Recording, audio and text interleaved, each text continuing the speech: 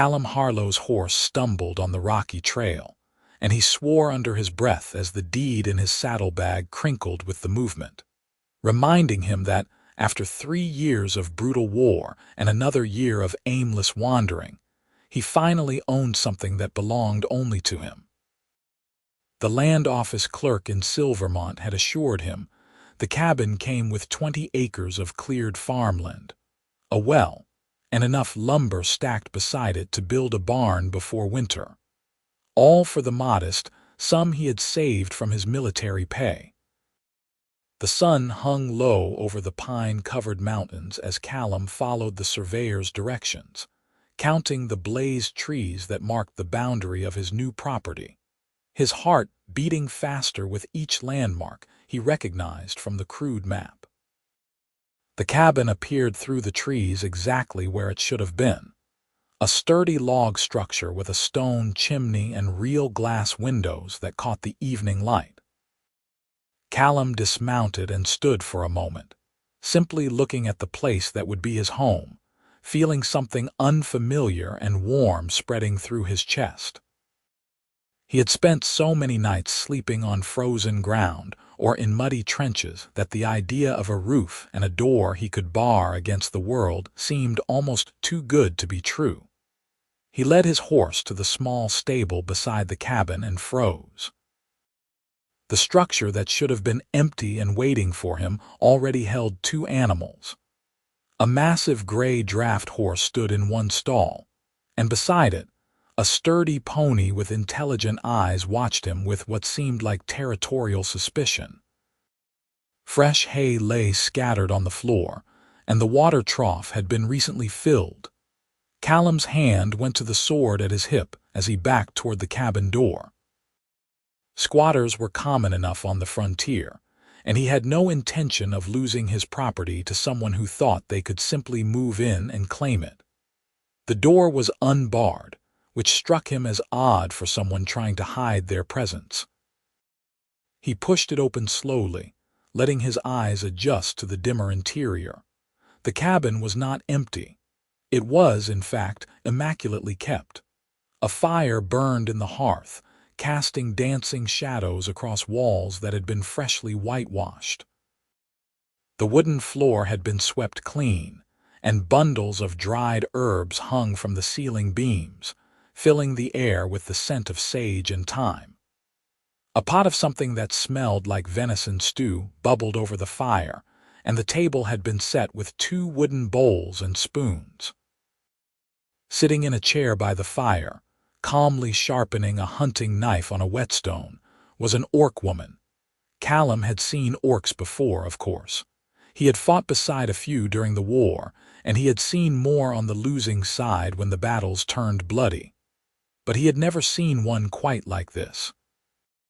She was tall, probably matching his own height of 6 feet, with the broad shoulders and muscular build typical of her kind. Her skin was a deep forest green, darker than the pale jade of the plains orcs he had encountered. 2 small tusks curved up from her lower jaw, white against her green lips, and her black hair had been braided and pinned in an intricate pattern that suggested both practicality and care. She wore simple frontier clothing, leather trousers and a linen shirt, with a heavy wool vest against the mountain chill. What struck him most were her eyes. They were a warm amber color, almost golden in the firelight, and they regarded him with a mixture of wariness and resignation that he recognized from his own face in the mirror. "You must be the other one," she said, her voice a rich contralto with only the slightest accent. She set down the knife and whetstone with deliberate care, making no sudden movements that might be interpreted as aggressive. "The land office clerk in Silvermont. What are you talking about?" Callum kept his hand on his sword hilt, though something in her calm demeanor made him hesitate to draw it. "This is my cabin. I have the deed." "As do I." She reached into a leather satchel beside her chair and produced a folded parchment sealed with official wax. "Purchased legally 3 days ago with all fees paid and properly witnessed." 20 acres, 1 cabin, 1 stable, timber for construction, and water rights to Clearwater Creek. Callum pulled his own deed from inside his coat and unfolded it, his stomach sinking as he read the description. The boundary markers, the acreage, the creek, even the coordinates matched exactly. This is impossible. And yet here we are. The orc woman stood, and Callum was forced to revise his estimate of her height upward.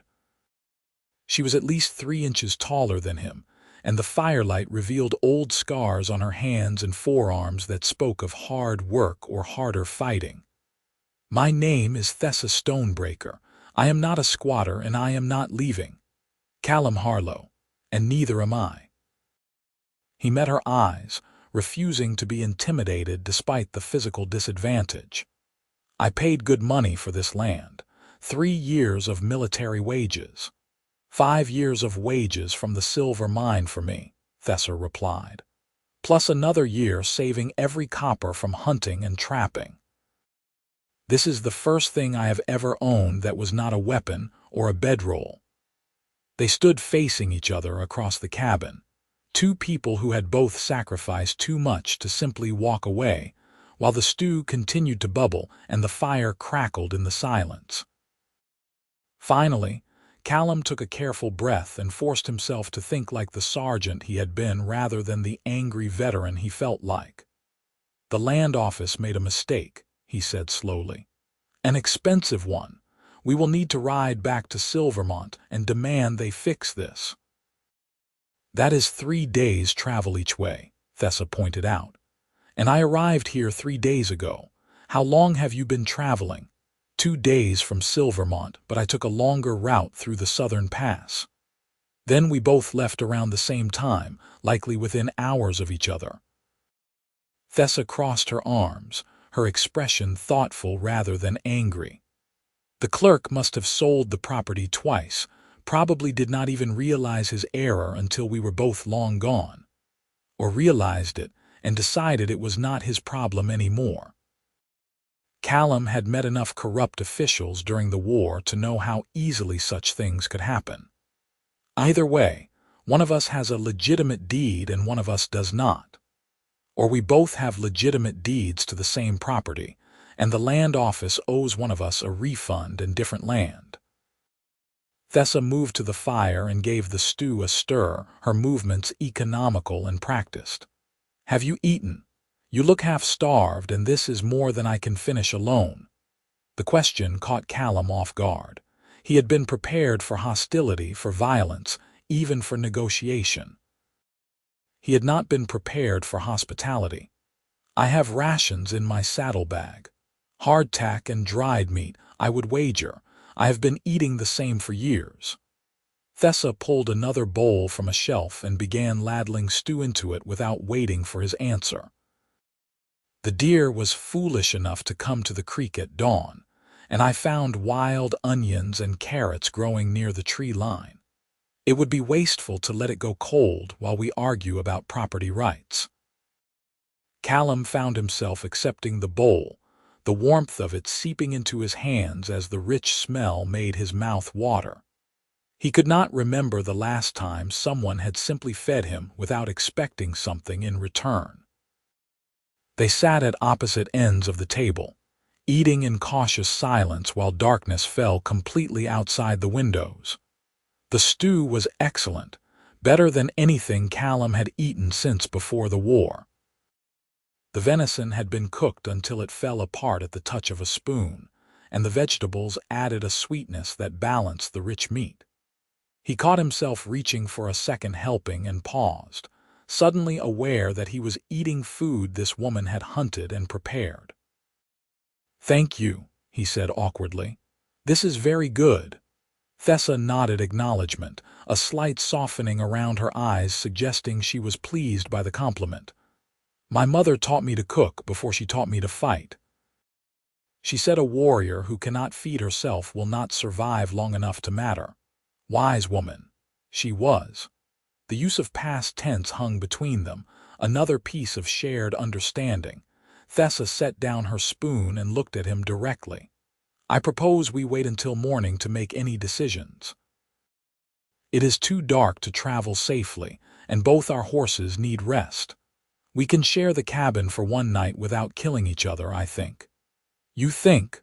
A smile tugged at the corner of her mouth, barely visible but unmistakably there. I am making an optimistic assumption based on the fact that you accepted food from an orc without checking it for poison. I was in the Borderland Regiment during the war. We fought alongside the Ironhide clan for 8 months. I learned to trust orc cooking more than human cooking. Callum surprised himself by returning the smile. Less likely to be overcooked and undersalted. The Ironhide clan has a good reputation. I am from the Stonebreaker clan, from the northern mountains. Thessa stood and began clearing the bowls, her movements suggesting this was not up for debate. We are smaller, but we breed the best horses in 3 kingdoms. That draft horse in the stable is yours, Granite. I raised him from a foal. He could carry a full-grown oar in plate armor up a mountain trail without breaking stride. There was unmistakable pride in her voice. The pony is also mine. I use her for hunting trips when I need to move quietly. Callum thought of his own gelding, a serviceable cavalry horse that had survived the war mostly through luck and stubbornness. I am beginning to think you might have the better claim to this property. You certainly came better prepared. I have been planning this for 6 years, Thessa said quietly, since the day I decided I could not live with my clan anymore. The weight of that statement settled between them, heavy with implications Callum understood without needing explanation. Orcs lived in tight clan structures, bound by honor and tradition. For one to leave voluntarily was almost unheard of.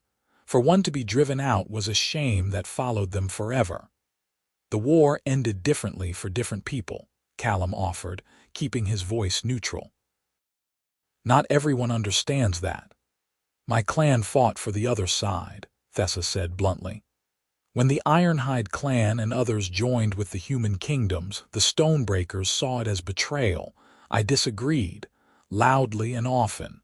Eventually, my father gave me a choice: accept their way or leave. So you left. So I left. She finished washing the bowls and set them to dry, her back to him. I worked in the silver mine because they did not care what color my skin was as long as I could swing a pick. I saved every coin.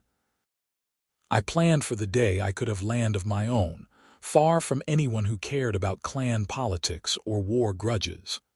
And then you arrive to find a human veteran already has a claim on your land. Yes. Thessa turned to face him, her amber eyes reflecting the firelight. Though you seem less concerned about my being an orc than I expected. I have seen too much death to care about the color of someone's skin, Callum said honestly. The man who saved my life during the siege of Blackridge had green skin and tusks. The man who tried to kill me in my sleep for my boots was as human as I am. You learn to judge people by their actions, not their ancestry. Thessa studied him for a long moment, and Callum had the uncomfortable feeling she was seeing far more than he intended to show. You may sleep in the loft, she said finally. I have already claimed the main bedroom, but the loft has a good mattress stuffed with fresh straw. I put it there myself, thinking I might need space if I ever had visitors.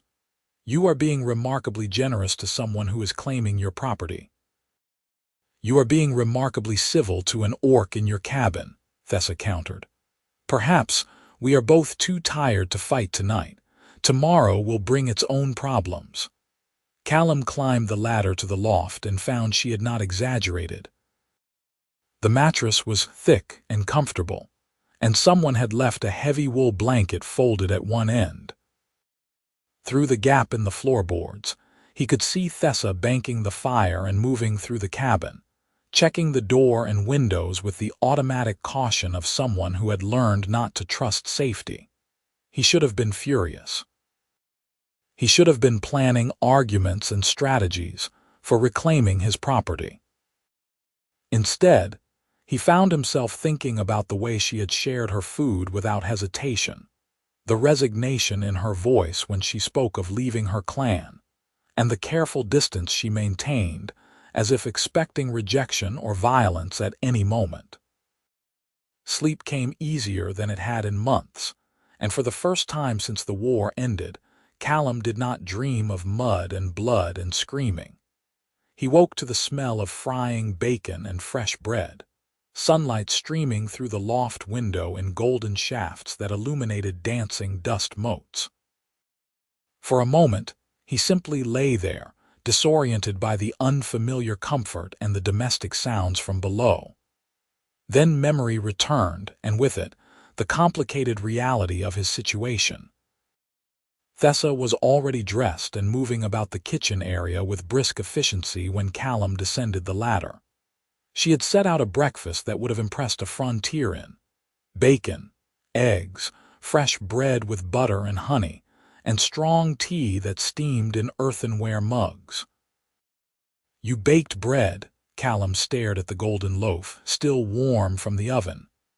"I have been here 3 days," Thessa reminded him. "I do not sit idle. The oven works well, and I found a good source of clay near the creek for pottery. I have been preparing for winter. It is barely autumn. Winter comes early in the mountains and it stays late. If I am still here when the snow falls, I will need at least 3 months of supplies." She met his eyes across the table. "I am not assuming anything about how this resolves. I am simply planning for the worst and hoping for the best." They ate in more comfortable silence than the night before, and Callum found himself studying the cabin with new appreciation. Thessa had not merely moved in, she had transformed the space into a home. The walls showed signs of repair where chinking had been replaced. The windows had been fitted with oiled paper shutters for winter, and the shelves held neat rows of preserves and dried goods. "You have done more in 3 days than I could have done in a month," he admitted. "I am strong and I am motivated." Thessa sipped her tea, watching him over the rim of her mug. "I also have no other prospects. This land is everything to me. I will not surrender it easily, nor will I." Callum met her gaze steadily. "But I am also not fool enough to think I can simply throw you out by force. Even if I wanted to, which I do not, you outweigh me by at least 40 pounds, and you clearly know how to use that hunting knife." 60 pounds, Thessa corrected with a slight smile. "And yes, I do. But I am also not interested in fighting someone who treats me with basic decency. That is rare enough that I would prefer not to ruin it with violence. So we are at an impasse. For now." Thessa stood and began clearing the breakfast dishes. "I need to check my snares near the creek, and then I am planning to start work on the barn foundation. The timber is already here, and the ground is still soft enough to dig. You are welcome to do whatever you need to do." Callum helped with the dishes, falling into the familiar rhythm of shared labor. "I should survey the property boundaries, make sure the deed description matches reality, and I need to check on my horse. He was favoring his left front hoof yesterday. The hoof pick is on the shelf in the stable, and there is liniment in the blue jar if you need it." Thessa dried her hands and pulled on a leather jacket that looked well worn but carefully maintained. "I will be back by midday." She left through the front door, and Callum watched through the window as she strode toward the tree line with the easy confidence of someone completely at home in the wilderness. He had known soldiers who moved like that, veterans who had survived by being aware of every shadow and sound. It occurred to him that Thessa had probably survived things he could only imagine.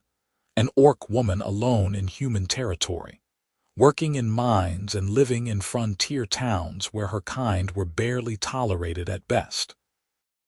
His horse did indeed have a stone bruise on his left front hoof, and Callum spent the better part of an hour cleaning and treating it with Thessa's liniment. The orc's animals watched him with calm curiosity, and he found himself talking to them the way he had talked to his squad during long marches, a steady stream of meaningless commentary that kept the silence at bay. The property boundaries checked out exactly as described in the deed, which only confirmed what he already knew. Both deeds were legitimate, both described the same land, and somehow the land office in Silvermont had managed to sell the same property twice. Callum was examining the timber pile when Thessa returned, a brace of rabbits slung over her shoulder and her trousers wet to the knees from wading in the creek. "Good hunting," he called. "Excellent. The rabbits here are fat and slow, not like the mountain hares I am used to." She held them up with satisfaction. "I will smoke these for winter stores. Did you find what you needed? The boundaries match my deed exactly. Every marker, every measurement, as they match mine." Thessa hung the rabbits from a hook by the stable and began the process of skinning them with practiced efficiency. "I think we need to accept that we have both been cheated, and the question now is what to do about it." Callum watched her work, noting the precise cuts and careful preservation of the pelts. "One of us rides back to Silvermont and demands the land office fix their mistake. The other stays here to maintain the claim. And who decides which of us rides and which of us stays?" Thessa set aside the first rabbit and started on the second. "Whoever stays has the stronger claim simply by being here. Neither of us trusts the other enough to give them that advantage. We could both ride back and return to find squatters who will be much harder to remove than either of us." Thessa shook her head. "This is good land, close to water and sheltered from the worst winds. Someone else will claim it the moment it appears abandoned. Then we are stuck. Not stuck. Negotiating."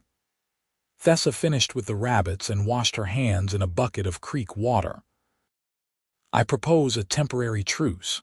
We both stay here and share the property while one of us contacts the land office by letter. It will take time, but it avoids the risk of either of us losing the claim entirely. Share the cabin." Callum tried to imagine what the neighbors would think, assuming there were any neighbors close enough to notice. "People will talk. People always talk about orcs, especially when we dare to live as they do." Thessa's voice was flat, stating a fact rather than complaining. "I have survived talk before. The question is whether you can." Callum thought about the alternative, thought about riding back to Silvermont and fighting through bureaucracy that might take months or years to resolve. He thought about losing this land, this cabin, this chance at a life that did not involve orders and death.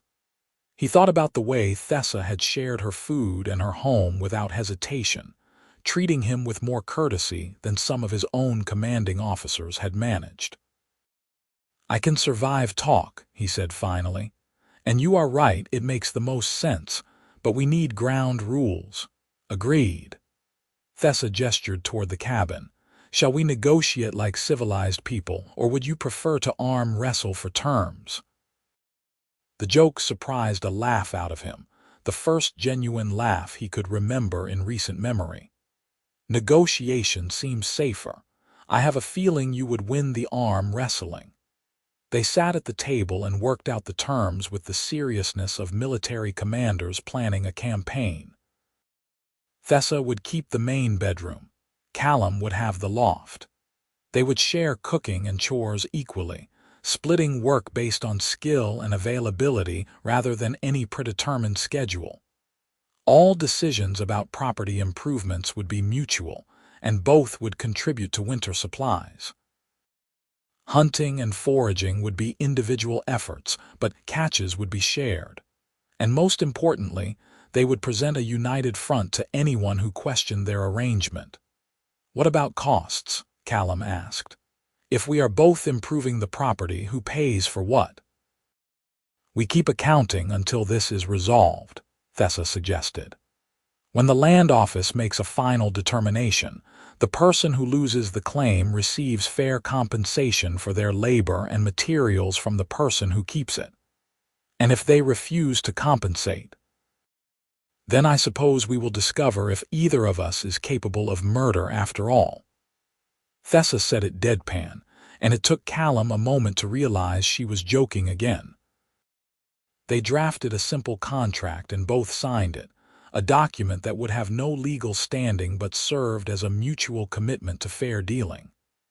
When it was done, Thessa produced a bottle of amber liquid from her pack and poured 2 small measures into cups. "My father's recipe," she said. "Whiskey aged in oak barrels with mountain herbs. I have been saving it for when I finally had land of my own. This seems close enough to warrant a drink." The whiskey burned smooth and warm, with undertones of pine and something Callum could not quite identify. He raised his cup in a toast. "To temporary truces and confused land office clerks. To stubborn veterans who refuse to give up what is theirs." Thessa clinked her cup against his. "May we both survive this with our dignity intact." The days that followed fell into a pattern that surprised Callum with its ease. They worked together on the barn foundation, digging post holes and mixing mortar from creek clay and sand. Thessa's strength made her invaluable for the heavy lifting, while Callum's experience with military engineering helped them design a structure that would stand up to mountain winters. They talked while they worked, carefully at first and then more freely. Callum learned that Thessa had a dry sense of humor and a practical streak that matched his own. She learned that he could coax crops from poor soil and had a gift for working with wood. They disagreed about construction methods, about how to season firewood, about whether rabbits or venison made better stew. But they disagreed without anger, 2 people testing boundaries and finding them more flexible than expected. In the evenings, they fell into comfortable routine. Callum wrote letters to the land office in Silvermont, carefully documenting the situation and demanding resolution. Thessa worked on tanning the rabbit pelts and sewing them into winter gloves and hat linings. They played cards with a battered deck Callum had carried through the war, gambling for chores rather than money neither of them had to spare. "Your tell is obvious," Thessa said one evening, laying down a winning hand of aces. "You tap your thumb against your cards when you are bluffing." "I do not." "You absolutely do. I have been watching you do it for 3 nights. She gathered the cards with satisfaction. "You owe me breakfast duty for a week. Best 2 out of 3. You cannot renegotiate after you have already lost." But Thessa was smiling as she shuffled the deck, and Callum found himself noticing the way the firelight caught in her dark hair, the graceful strength of her hands, the small gap between her front teeth that showed when she grinned. He caught himself thinking such things more often as the weeks passed. Thinking about the way she sang while she worked, old orc ballads in a language he did not understand but found beautiful anyway. Thinking about her laugh, rare but genuine, usually prompted by some dry observation about their absurd situation. Thinking about the casual way she moved through the cabin, completely at ease in the space they now shared. It was dangerous thinking, and Callum knew it. They were temporary partners at best, rivals for the same claim at worst. Whatever friendship they were building existed in a fragile bubble that would burst the moment the land office made its decision. And beyond that, there was the simple reality that humans and orcs did not form romantic attachments. It was not forbidden by law, but it might as well have been, given the social stigma attached to such relationships. He was thinking precisely these thoughts when Thessa came running from the tree line one morning, moving faster than he had ever seen her move, her face tight with urgency. "Riders coming up the trail," she said shortly. 4 of them, armed, not friendly looking. Callum grabbed his sword from where it hung by the door. "Did they see you?" "I do not think so. I was checking the northern snare line." Thessa pulled her hunting knife and a short bow from her pack. "Should we hide?" This is our land. We hide from no one." Callum squared his shoulders, trying to project confidence he did not entirely feel. "But let me do the talking unless they start trouble." The riders appeared a few minutes later, hard-looking men on harder-looking horses. The leader was a thick-shouldered brute, with a scar running from his eyebrow to his jaw, and the kind of cruel eyes that suggested he enjoyed using the warhammer strapped to his saddle. His companions were cut from the same cloth, frontier thugs who hired out for muscle work and banditry depending on which paid better. "Well, well," the leader said, reining in his horse and looking from Callum to Thessa with undisguised amusement. "Looks like the land office was not lying. There really is someone here." "This is private property," Callum said evenly. "State your business or move along. Our business is this land. We represent Marcus Wainwright, who holds a legitimate deed to this property." The leader pulled a folded parchment from his coat and waved it vaguely. "He sent us to remove any squatters and prepare the cabin for his arrival." Callum felt his stomach drop even as anger surged through him. "That is impossible. I have the deed to this land, properly purchased and filed. So does the lady orc there, I am guessing." The leader grinned, showing broken teeth. "Yeah, Wainwright heard about the mix-up. Seems the land office clerk sold the same plot 3 times before anyone noticed. Wainwright's the magistrate's cousin, though, so his claim is the one that matters." "That is not how property law works," Thessa said, her voice dangerously quiet. "It is how it works when you are an orc and the other party is a human magistrate's cousin." The leader spat into the dirt. "Now, we can do this easy or we can do this hard. You have until sunset to pack up and clear out. After that, we start removing you by force." "There are 2 of us and 4 of you," Callum observed, "but we are on our own land, defending our own home. The law allows for lethal force in such circumstances. The law also allows magistrates to rule on property disputes, and I am guessing how that will go." The leader turned his horse. "Sunset, do not be here." They rode off at a leisurely pace, confident and unhurried. Callum watched them go, his mind racing through options and finding none of them good. "This is not a coincidence," Thessa said quietly. "Someone at the land office is running a scheme. Sell the same property multiple times to people with no connections or power, then have someone with influence claim it last and force everyone else out. Wainwright probably paid a fraction of what we paid, knowing the property was already sold." Callum slammed his fist against the cabin wall, feeling the solid logs that should have been his future. "And we have no way to prove it. We have our deeds, which will mean nothing if the magistrate rules in his cousin's favor." Callum turned to look at her, seeing his own frustration and despair reflected in her amber eyes. "They will not even give us a fair hearing, not with you being an orc and me being nobody." Thessa was quiet for a long moment, her jaw working as she thought. "We could fight. 4-2 are not impossible odds, especially with you as a trained soldier and me knowing this terrain." "We would likely win," Callum agreed. "And then we would hang for murdering the magistrate's cousin's men, if we are lucky. If we are not lucky, you would hang and I would just be imprisoned. So we run, and lose everything we have worked for." Callum looked at the cabin, at the barn foundation they had been building, at the neat stacks of firewood and the garden plot Thessa had started preparing for spring planting. "I am so tired of losing things. As am I." Thessa stepped closer, close enough that he could see the gold flecks in her eyes, the set of her jaw that suggested she was making a decision. "Then we do not run, and we do not fight, we go over their heads." "To who?" "The magistrate is in on it. To the territorial governor in Ironhaven. It is a 2-week ride, but the governor's office handles land disputes when local corruption is suspected." Thessa's voice grew stronger as she worked through the plan. We go together, we present our deeds and our story, we demand an investigation. Even a corrupt magistrate has to answer to the territorial government. That is a long shot.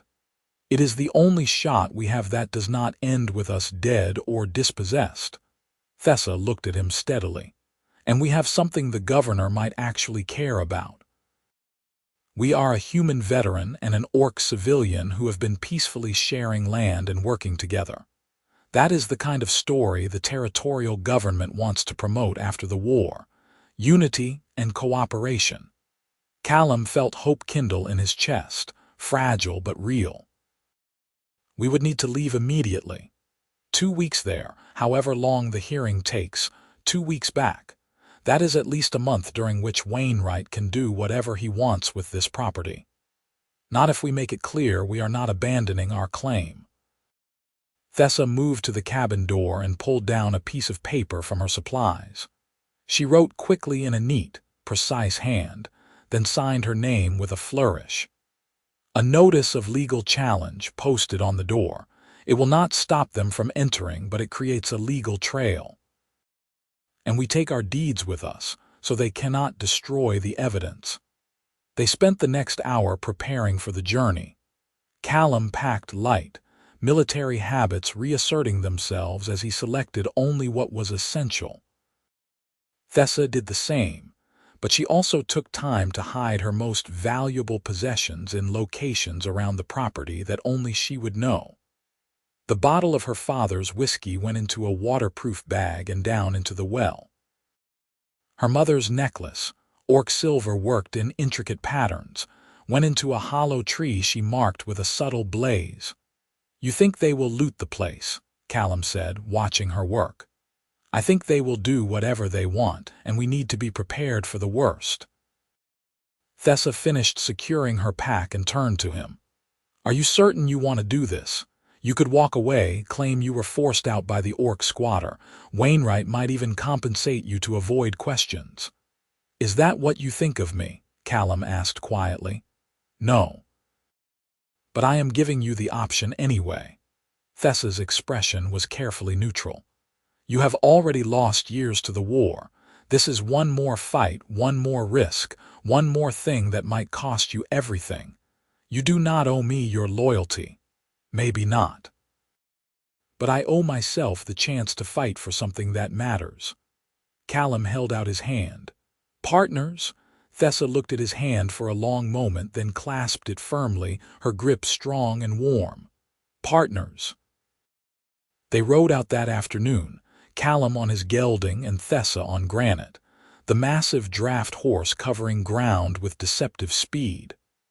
The pony followed on a lead, carrying their supplies and serving as a backup mount.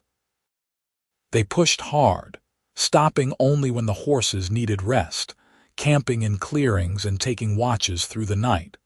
On the third day, they ran into trouble at a river crossing. The ford was guarded by a toll collector, a nervous young man who took one look at Thessa and immediately reached for a bell. "No orcs allowed past this point without special permission," he said, his voice shaking slightly. "Regional restriction, enforced by the militia." "I have broken no laws," Thessa said calmly. "I am traveling to Ironhaven on legal business. I do not make the rules, I just enforce them." The toll collector kept his hand on the bell. "You will have to turn back." Callum urged his horse forward, positioning himself between Thessa and the collector. "She is traveling under my protection as a witness in a legal matter before the territorial governor. Regional restrictions do not apply to those summoned to official hearings." It was a bluff, but it was a good one. The collector hesitated, clearly uncertain of the law. "I would need to see documentation." "The documentation is our deeds, which are evidence in the case and therefore not for public inspection." Callum pitched his voice to the command tone he had used as a sergeant, the tone that suggested questioning him would be a serious mistake. "You can either let us pass, or you can explain to the governor's office why you interfered with official business. Your choice." The collector stepped aside, though he watched Thessa with obvious fear as they crossed. On the far side of the river, Thessa let out a slow breath. "Thank you for that. I just lied to an official. I am fairly certain that is a crime. A small crime in service of preventing a larger injustice." Thessa smiled slightly. "I think I am a bad influence on you, probably, but I find I do not mind as much as I should." They made better time after the river crossing, following the main road through increasingly settled territory. Other travelers gave Thessa a wide berth, some openly hostile, others simply wary. Callum found himself riding closer to her, a silent statement of unity that earned them curious glances but prevented any direct confrontations. At night, they talked more freely than they had at the cabin, the darkness and the campfire creating a space where words came easier. Thessa told him about her childhood in the northern mountains, about learning to break horses and hunt elk in terrain where one wrong step meant death. Callum told her about the war, about the friends he had lost, and the things he had done that still woke him in the middle of the night. "Do you regret it?" Thessa asked one evening, poking at the fire with a stick. "The fighting, I mean, the killing." "Every day," Callum said honestly. "But I regret the war itself more than my part in it. Someone had to fight, and I was trained for it. I just wish it had never been necessary. My clan would say you were weak for thinking that way. They would say a warrior who regrets battle is no warrior at all. What do you say?" Thessa looked at him across the fire, her face half in shadow, half illuminated by the dancing flames. "I say a warrior who never regrets is a monster, and I have seen enough monsters to know I do not want to be one." On the 8th day, they crested a hill and saw Ironhaven spread out in the valley below. It was a real city, larger than anywhere Callum had been since the war, with stone walls and guard towers and the territorial governor's mansion visible on the highest point. Smoke rose from hundreds of chimneys, and even from a distance they could hear the sound of commerce and life. "I have never been to a city this large," Thessa admitted, and for the first time Callum heard uncertainty in her voice. "There will be many people, many humans. Stay close to me. We are here on official business, and anyone who has a problem with that can take it up with the governor." Callum tried to sound more confident than he felt. "We have come too far to turn back now." The guards at the city gate gave them trouble, but Callum's status as a war veteran and Thessa's carefully maintained composure eventually won them entry. They made their way through crowded streets to the governor's mansion, drawing stares and whispers the entire way. More than once, Callum heard the word greenskin muttered with contempt, and he had to consciously relax his grip on his sword hilt. The governor's administrative office was housed in a separate building from the mansion itself, a stark stone structure that hummed with bureaucratic efficiency. The clerk who met them at the desk took one look at Thessa and frowned. "We do not handle complaints about orcs here. You will need to file those with the city watch." "We are not filing a complaint about an orc," Callum said through gritted teeth. "We are filing a complaint about land fraud. We both hold deeds to the same property, and we believe the land office in Silvermont is running a scheme to sell land multiple times." The clerk's demeanor shifted immediately. "Land fraud is a serious accusation. Do you have evidence?" They presented their deeds, explaining the situation with as much detail as they could manage. The clerk examined the documents carefully, his frown deepening as he compared the descriptions and dates. "This is highly irregular, and you say a third party is now claiming the same land." "Marcus Wainwright, cousin to the magistrate in Silvermont," Thessa added, "who sent armed men to force us off the property we legally purchased." The clerk's eyebrows rose. That is a very serious accusation against a magistrate's family member. Which is why we came here instead of trying to resolve it locally, Callum said. We are asking for an official investigation and a ruling on which deed is legitimate.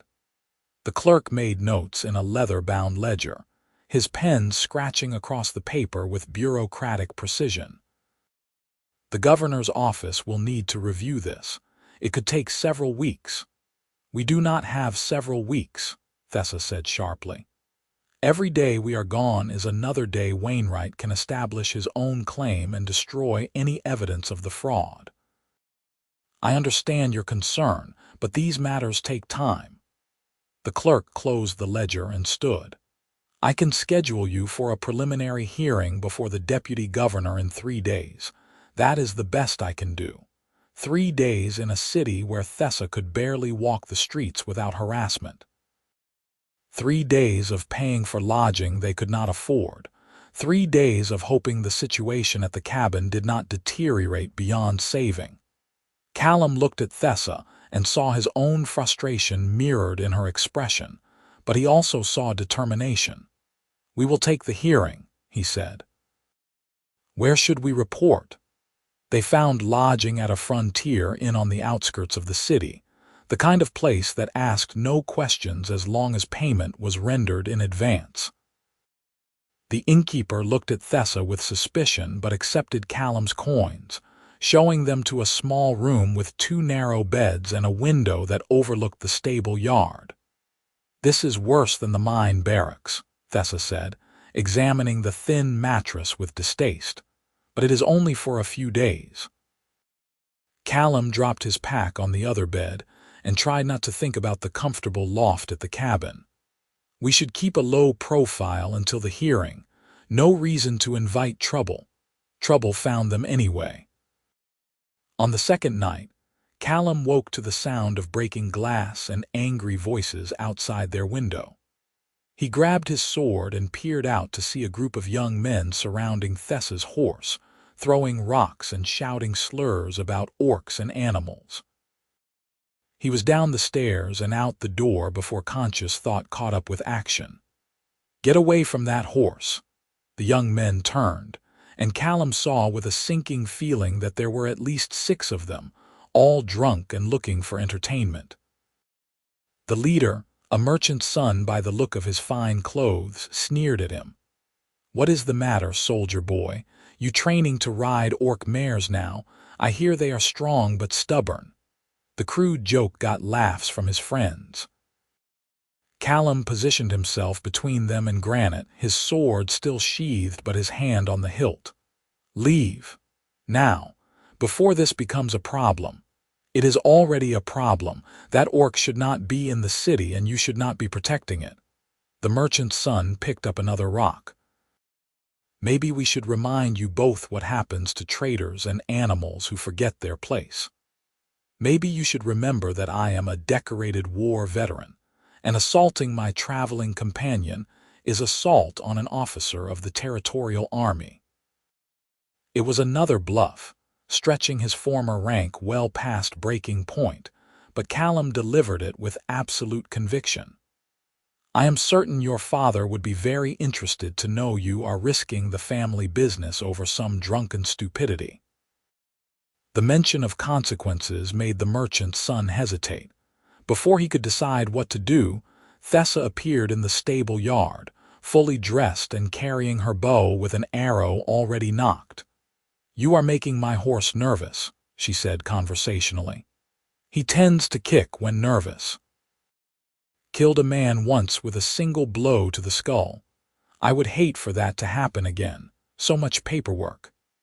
The casual mention of violence, delivered in Thessa's calm alto, broke the young men's courage.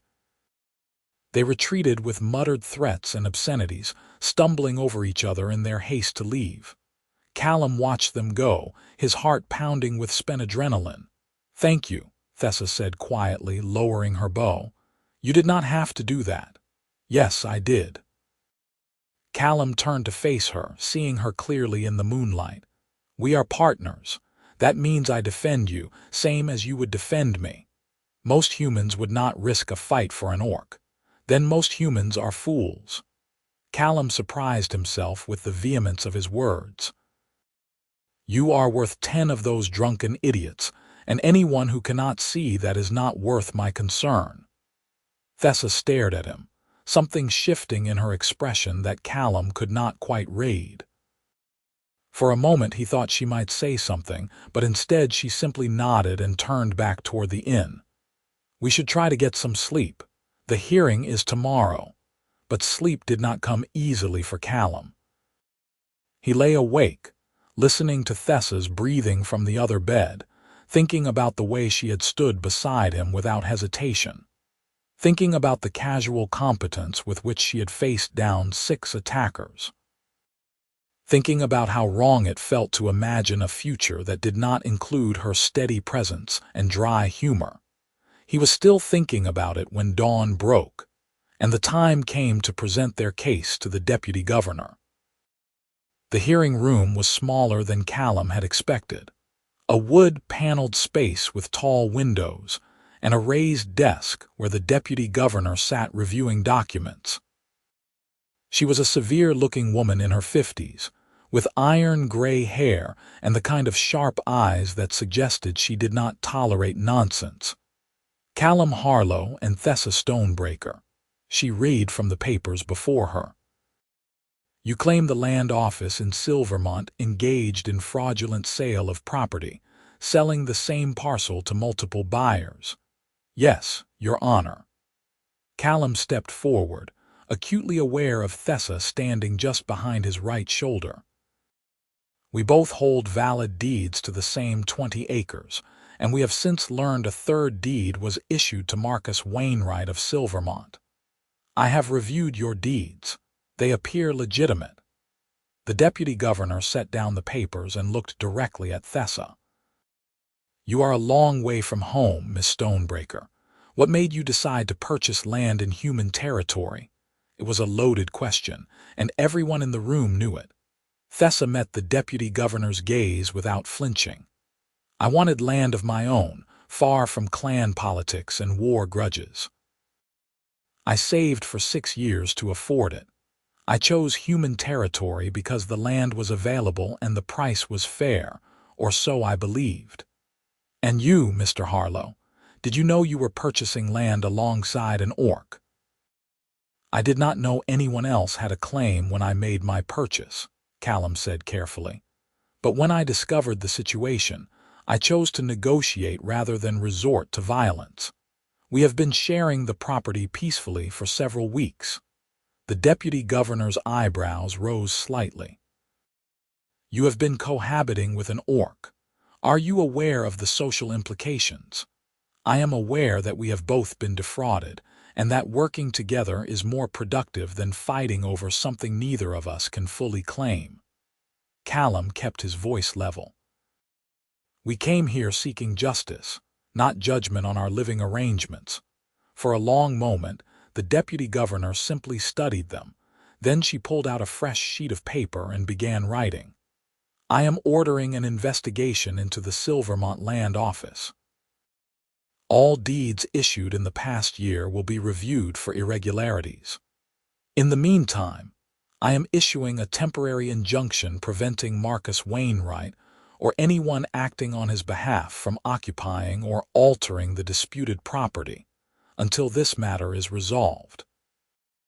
Relief flooded through Callum, so intense it made him dizzy. Beside him, he felt Thessa straighten, her tension easing slightly.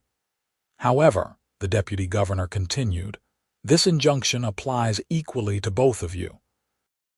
Until a final determination is made, neither of you has exclusive claim to the property. If you choose to continue your current arrangement, that is your decision, but be aware it creates no additional legal standing for either party. We understand, Thessa said. How long will the investigation take? Land fraud cases can be complex. I estimate 4 to 6 weeks for a preliminary finding, longer if the magistrate in Silvermont proves uncooperative. The deputy governor signed the injunction with a flourish and applied her official seal. Take this to the sheriff in Silvermont. He is required to enforce it regardless of his personal relationship with Wainwright."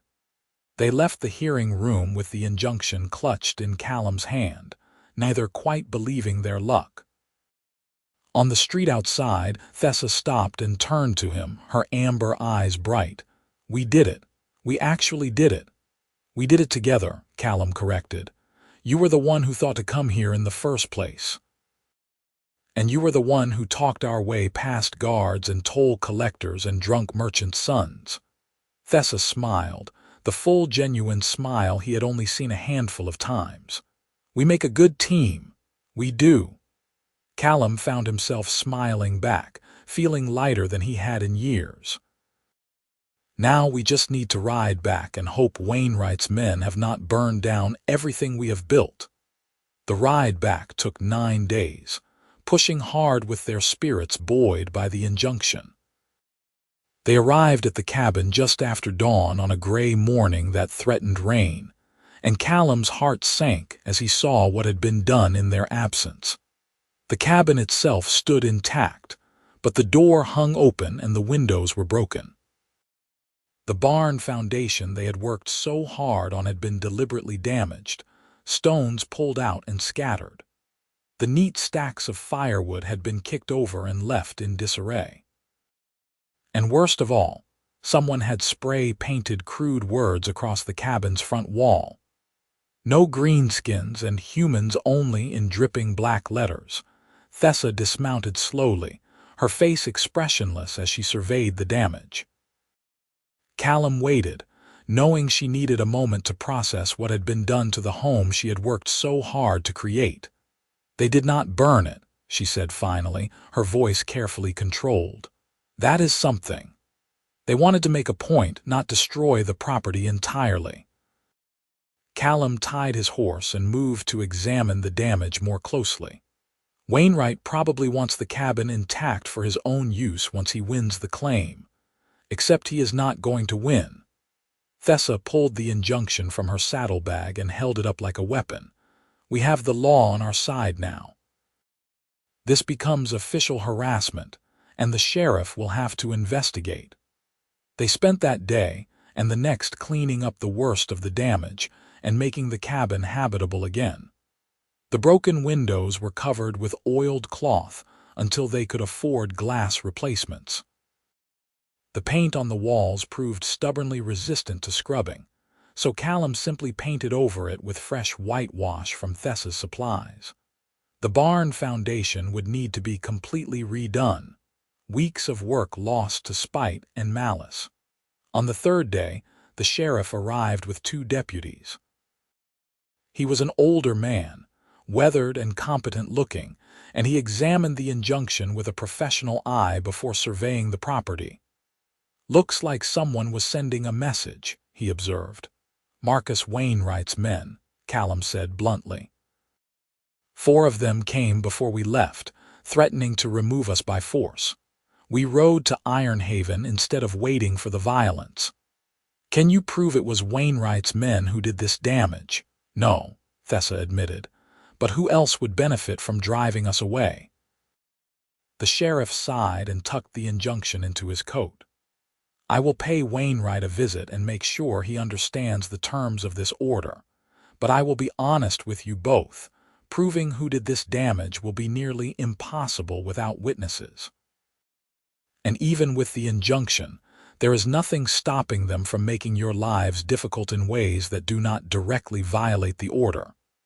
So we are on our own," Callum said.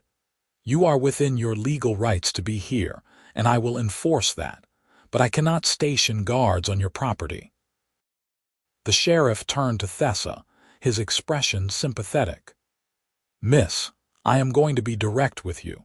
This is not going to get easier. Wainwright has influence in this county, and a lot of people do not like seeing orcs on what they consider human land. You might want to consider accepting a settlement and finding somewhere else." "I have spent 6 years being told where I do not belong," Thessa said quietly. "I am done running.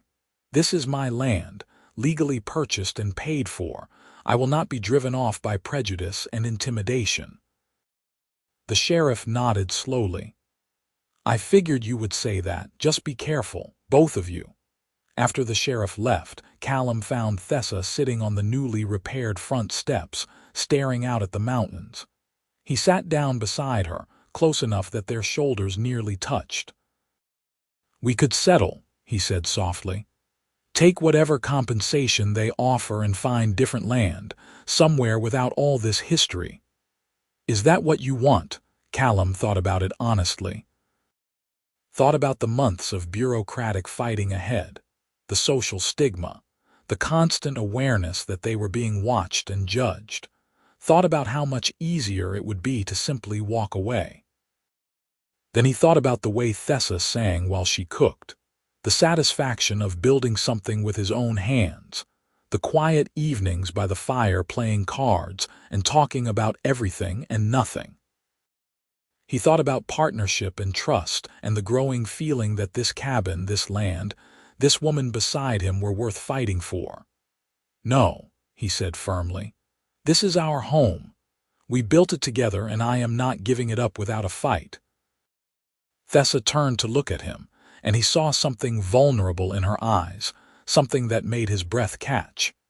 Even though it would be easier to walk away from me than to keep fighting beside me, I am not walking away from you. The words came out with more force than Callum intended. Thessa, you are the first person since the war ended who has treated me like I matter, who has worked beside me as an equal, who has made me believe I could build something worth having. Why would I walk away from that? Because I am an orc, and you are human, and this world is not kind to people who cross those lines. The world has not been particularly kind to either of us regardless of who we associate with, Callum pointed out. At least this way we face it together. Thessa smiled, a small, fragile thing that transformed her face. Together. I like the sound of that. They fell back into their routine, but something had shifted between them. Callum caught himself watching Thessa more often, noticing the way sunlight caught in her dark hair, the quiet competence of her movements, the rare smiles that felt like gifts. He found excuses to work near her, to brush against her in passing, to extend conversations that should have ended. If Thessa noticed, she did not comment. But Callum thought perhaps she lingered near him too, found her own excuses to touch his shoulder or hand him tools, laughed more freely at his jokes than they probably deserved. Autumn deepened into early winter, and they worked frantically to prepare. The barn foundation was rebuilt, stronger this time, and they managed to get the frame up before the first snow. Thessa brought down 2 elk, her hunting skills proving invaluable as they smoked and preserved meat for the long months ahead. Callum repaired the cabin's roof and reinforced the doors, working by lantern light when daylight ran short. In the evenings, they sat closer to the fire as the temperature dropped, close enough that sometimes their knees touched or their hands brushed when reaching for the same piece of firewood. Neither acknowledged these small contacts, but neither pulled away either. The letter from the territorial governor's office arrived 6 weeks after their hearing, delivered by an official courier who seemed surprised to find both of them still in residence. Callum and Thessa stood together as he opened it, Thessa's hand on his shoulder as he read the formal language. The investigation had confirmed systematic fraud at the Silvermont Land Office. The clerk responsible had been arrested, and all deeds issued in the past 18 months were being reviewed. However, because all 3 deeds to their property had been issued with proper seals and fees, determining which was legitimate would require additional investigation. In the meantime, the injunction would remain in place, and both Callum and Thessa were authorized to continue occupying the property as joint claimants. Marcus Wainwright's deed had been suspended pending investigation into whether he had prior knowledge of the fraud. It is not a final answer, Thessa said, reading over his shoulder, but it is progress. It means we have one time, Callum agreed. Wainwright cannot force us out, and the longer we are here improving the property, the stronger our claim becomes. That night, to celebrate, Thessa retrieved the bottle of her father's whiskey from its hiding place in the well. They sat by the fire, passing the bottle back and forth, talking about their plans for spring planting and whether they should get chickens or focus on expanding the garden first. "I never thought I would have this," Thessa said softly, the whiskey loosening her usual reserve. "A home, a partner, a future that did not involve hiding who I am or apologizing for existing. I never thought I would survive the war, much less find something worth surviving for," Callum admitted. "But here we are, against all odds and logic." "Against all odds," Thessa echoed. She set down the bottle and looked at him, really looked at him in a way that made his heart race. "Callum, I need to tell you something." "What is it?" "I think I am falling in love with you." The words came out rushed, as if she had to say them quickly or not at all. "I know it is complicated and probably foolish, and I know you may not feel the same way, but I cannot keep pretending I do not. You matter to me. More than this land, more than the claim, more than anything." Callum stared at her, his mind spinning. He had been carefully not examining his own feelings, afraid of what he might find. But now, with Thessa looking at him with such raw vulnerability, he could not avoid the truth anymore. "I love you too," he said, and the words felt like diving off a cliff, terrifying and exhilarating at once. "I think I have been falling in love with you since you shared your stew that first night. I just did not want to admit it because it is complicated and dangerous, and everyone will tell us we are making a mistake." "Are we?" Thessa asked quietly. "Making a mistake? I do not know." Callum reached out and took her hand, marveling at how perfectly it fit in his. "But I know I do not want to face whatever comes next without you. I know that when I think about the future, you are always in it. And I know that I have never felt this way about anyone before." Thessa's eyes were bright with unshed tears. "My clan would disown me completely if they knew. Your people will treat you as a traitor. We will face prejudice and hatred everywhere we go." "We already do," Callum pointed out. "At least this way we face it for something real, something worth protecting." Thessa laughed, a sound halfway between joy and tears. "You are either very brave or very foolish. Both, probably. I am a soldier who fell in love with an orc woman while fighting over a cabin neither of us legally owns. Wisdom was never my strongest trait. Mine either, apparently." Thessa leaned forward, slowly enough that Callum had plenty of time to pull away. He did not. Their lips met in a kiss that was gentle and tentative and absolutely perfect. When they finally pulled apart, both slightly breathless, Thessa smiled. "So what do we do now?" "Now we keep building our life together," Callum said firmly. "We wait for the investigation to conclude. We prepare for winter. We love each other and do not apologize for it. And when the spring comes and the government makes its final ruling, we face it together."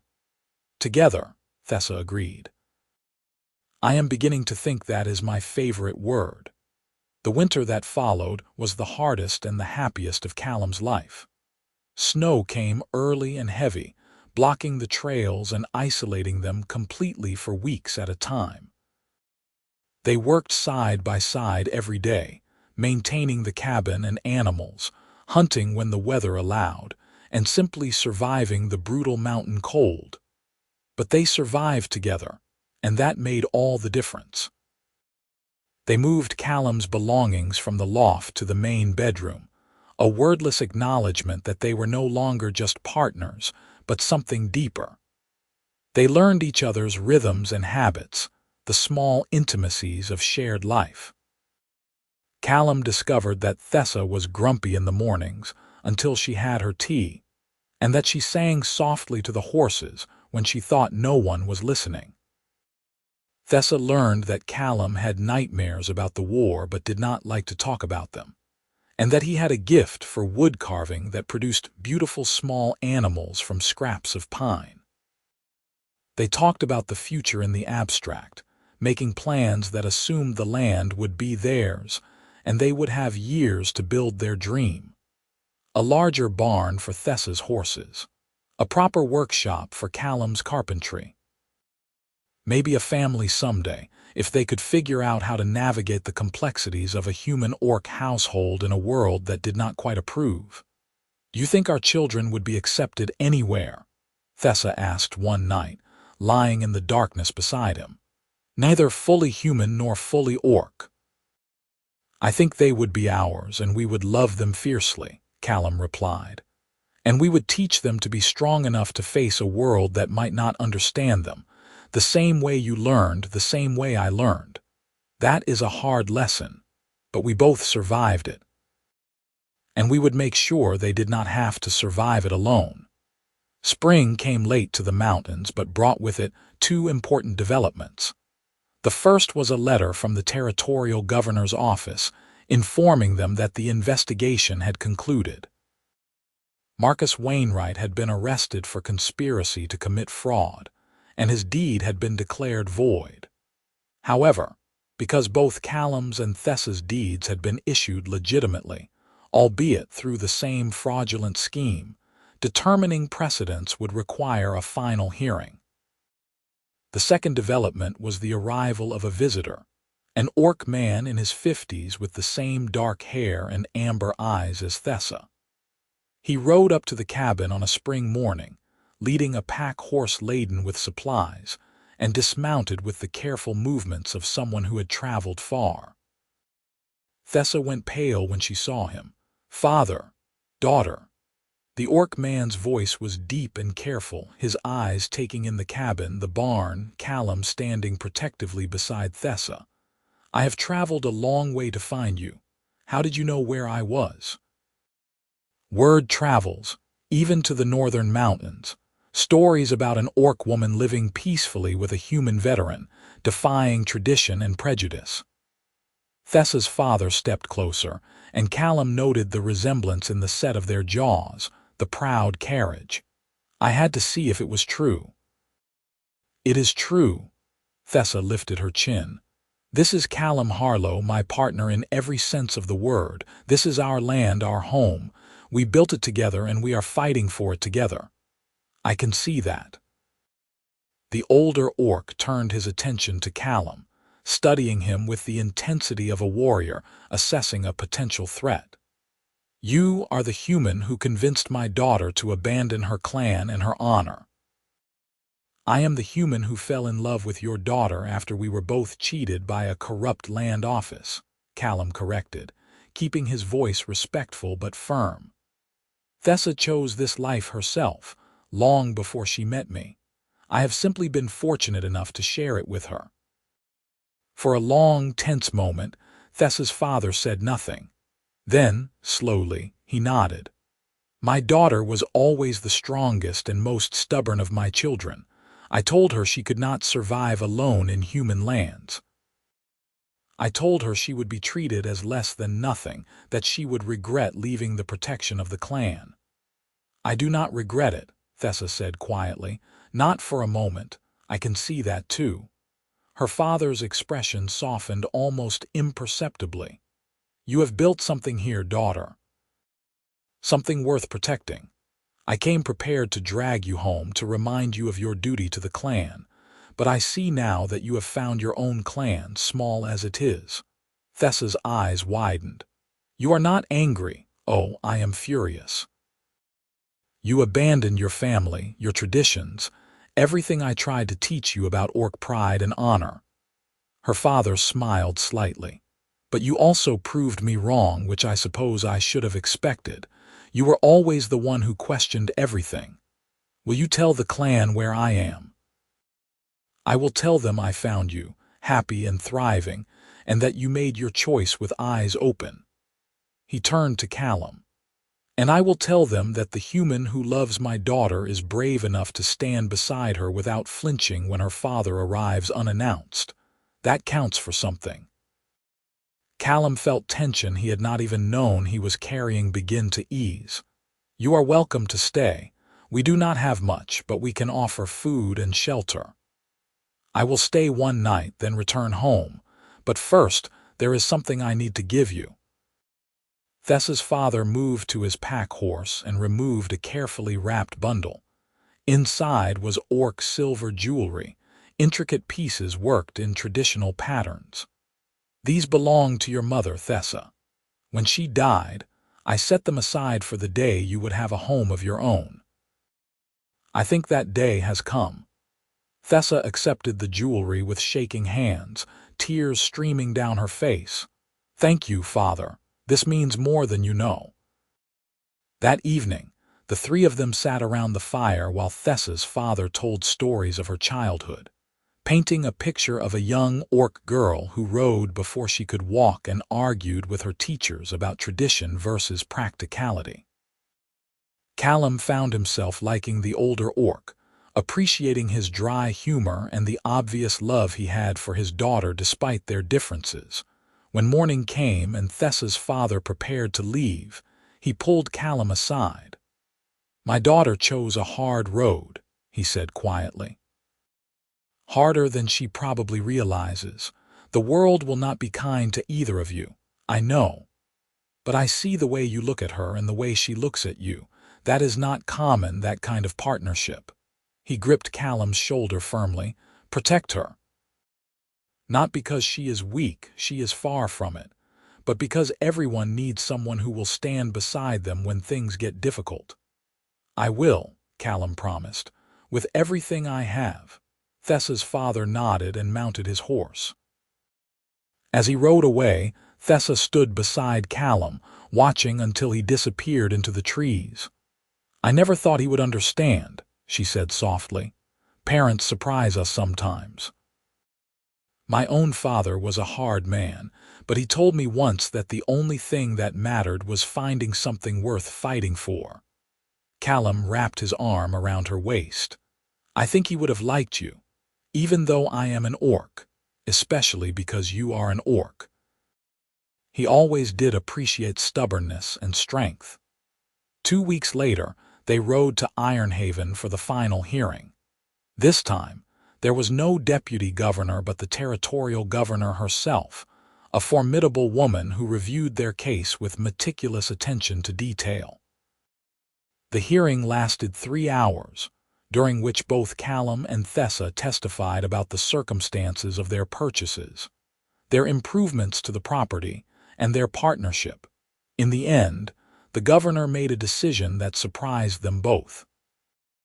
"Both deeds were issued fraudulently, but through no fault of either claimant," she announced.